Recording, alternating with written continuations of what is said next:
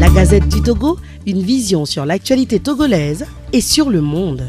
Sous-jacente qui avait été posée, il y avait une question en dessous qu'il faut répondre. Et Maître Apéron était sur Canal FM, c'était quel jour? Oui, c'était avant-hier. Et Maître Apéron avait déjà dit sur Canal FM que la réunion qui était en cours et qui avait préparé tout ce que vous avez appris là, c'était une réunion de jonction des deux groupes. Et il y a plein de partis dans chacun des groupes qui ne participent pas aux élections, qui participent aux élections.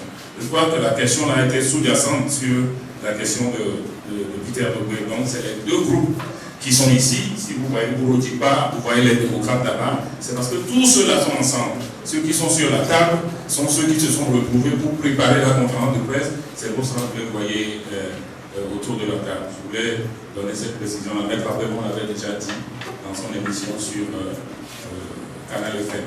Alors, il y avait une deuxième question qui était aussi posée par Peter Dogbe, et c'était relatif au travail à la commission qui doit continuer demain ou même qui continue aujourd'hui. Je considère que quand il y a un coup d'État, que cela a été réalisé ou non, on continue par protester. Qu'il continue le travail, nous continuerons par protester. Qu'il aille pour adopter, nous continuerons par protester. Qu'il l'ait adopté, nous continuerons à protester jusqu'à ce que ça tombe. C'est comme ça que ça se passe dans les autres pays. Je voudrais rappeler, il n'y a pas loin de chez nous, que lorsque Alpha Condé a fait son double coup d'État constitutionnel d'abord et électoral, les Guinéens ont continué de protester jusqu'à ce qu'ils soient enlevés du pouvoir. Donc, vous voyez la chose de la même façon. On dit que le coup d'État constitutionnel est même pire qu'un coup d'État militaire.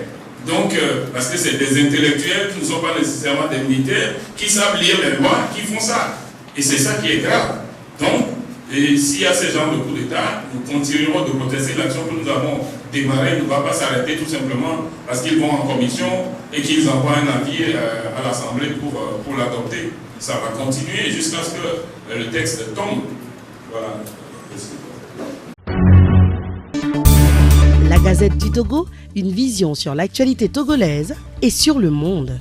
Rejoignez-nous sur le www.lagazettedutogo.com ou sur nos comptes Facebook, Twitter et YouTube. Pour tout contact, écrivez à contact@lagazettedutogo.com ou appelez le 92 80 88 53.